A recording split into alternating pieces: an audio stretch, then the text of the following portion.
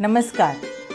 या नवीन शैक्षणिक वर्षासाठी मी मुलांना, पालकांना आणि शिक्षकांना मनस्वी शुभेच्छा देते।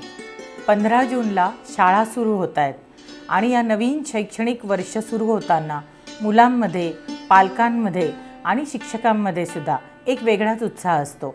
मुलांमध्ये ते एक अनामिक हुरहुर पण असते। जसं कुंभार आपल्या मडक्याला आकार देत असतो तसंच शिक्षक सुद्धा मुलांना आकार देत असतात आणि ही चिमुकली पावलं ही खूप महत्त्वाची असतात त्यांचं व्यक्तिमत्व घडवण्यासाठी। तर लातूर जिल्ह्यामध्ये 15 तारखेला पहिलं पाऊल आपण साजरे करणार आहोत वृक्ष लावून। माझं लातूर हरित लातूर या संकल्पनेअंतर्गत मी सर्व शिक्षकांना, पालकांना आणि मुलांना या ठिकाणी आवाहन करते की एक मूल एक झाड ही संकल्पना आपल्या सगळ्यांनाच माहिती आहे। आपण सगळेच वाढदिवस साजरे करतो, पण हे चिमुकलं पाऊल जर छोटे छोटे रोपं घेऊन आलेत आणि हरित या ग्रीनरीने सगळं शाळा जर आपली नटली तर किती सुंदर दृश्य दिसेल।